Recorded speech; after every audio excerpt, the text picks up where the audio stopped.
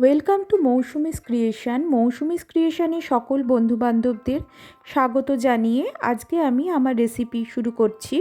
আজকে আমি চিড়ের কাটলেট বানাবো।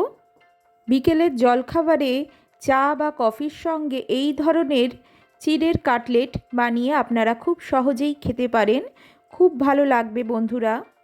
বাড়ির সামান্য কিছু উপকরণ দিয়েই এই কাটলেট খুব সহজেই অল্প সময়ের মধ্যে বানিয়ে নেওয়া যায়। খুব মুচমুচে খেতে হয়। সসের সঙ্গে বাচ্চাদেরও পরিবেশন করতে পারেন। চা কফি সব কিছুর সঙ্গেই এই কাটলেট খুব ভালো লাগবে। আসুন দেখে নেওয়া যাক কীভাবে আমি এই কাটলেট বানাচ্ছি। আমার আজকের রেসিপি ভালো লেগে থাকলে অবশ্যই বন্ধুরা একটা লাইক করে দিতে ভুলবেন না।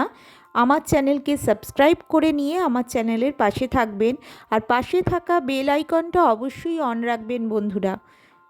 চলুন আর দেরি না করে কিভাবে আমি ঝটপট এই চিড়ের কাটলেট বা পকোড়া বানিয়ে নিচ্ছি আর সার্ভ করছি চা আর কফির সঙ্গে।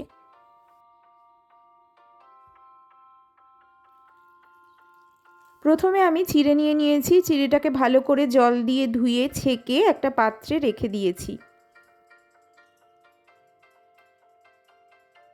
তারপর আমি এখানে একটা আলুকে এইভাবে গ্রেট করে নিচ্ছি। আমি এখানে একটা কাঁচা আলুকেই এইভাবে গ্রেট করে নিচ্ছি গ্রেটারের সাহায্যে।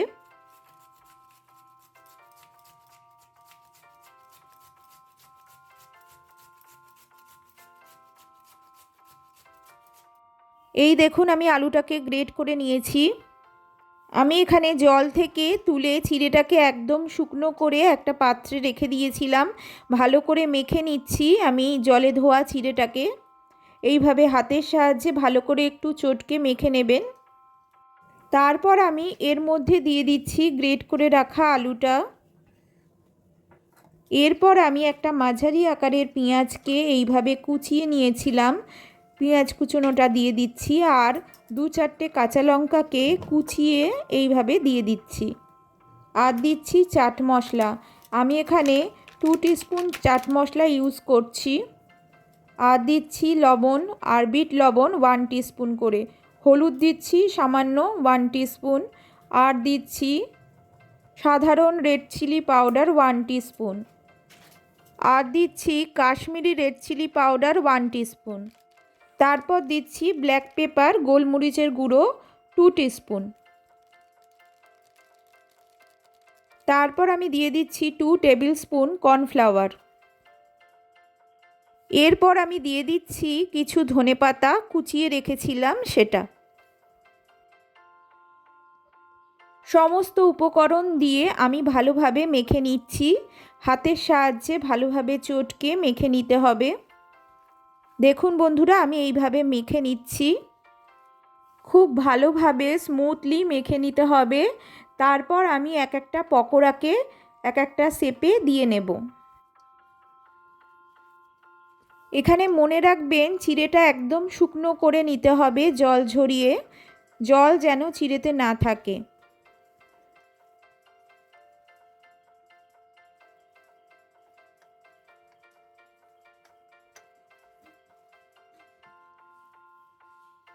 আমার ভালোভাবে মাখা হয়ে গেছে। এবার আমি পকোড়ার শেপ দিয়ে নেব।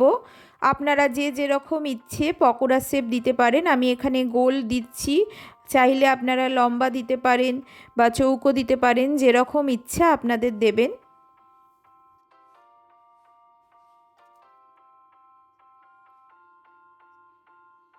এরপর গ্যাস ওভেন অন করে আমি কড়াই বসিয়ে দিলাম। কড়াইতে আমি রিফাইন তেল নিয়ে নিচ্ছি। পকোড়া ভাজার জন্য একটু বেশি করেই নিতে হবে তেলটা। তেলটা খুব ভালোভাবে গরম হয়ে এলে আমি পকোড়াগুলো দিয়ে দিচ্ছি। পকোড়াগুলো দেওয়ার পর অবশ্যই গ্যাসের ফ্লেমটা লো টু মিডিয়ামে করে পকোড়াগুলো ভেজে নিতে হবে। হাই ফ্লেমে করে পকোড়াগুলো ভাজলে পকোড়াগুলো ওপর থেকে পুড়ে যাবে, ভেতরে ভালোভাবে ভাজা হবে না।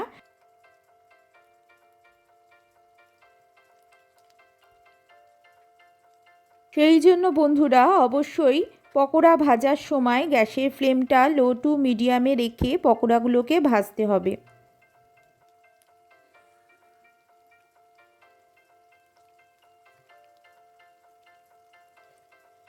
প্রথমে এক পাশটা খুব ভালোভাবে হয়ে এলে তারপরে উল্টে দিতে হবে আর এক পাশের জন্য।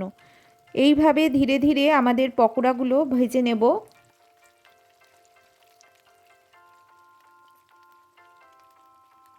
প্রথমে এক পিঠটা ভাজা হয়ে গেলে তারপরে উল্টে দিতে হবে অপর পিঠে, তারপরে অপর পিঠটাও ভেজে নিতে হবে।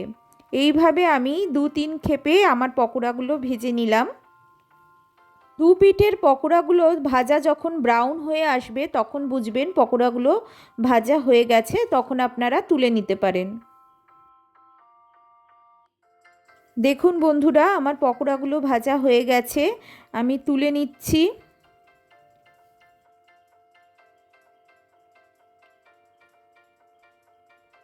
আবার একই রকমভাবে আমি পরের স্টেপেও পকোড়া বা কাটলেটগুলো ভেজে নিচ্ছি।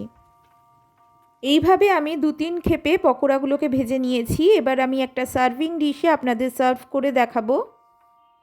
আপনারা কিন্তু খুব ঝটপটে বাড়ির কিছু সামান্য উপকরণ দিয়েই এই পকোড়াটা বা কাটলেটটা তৈরি করে নিতে পারেন।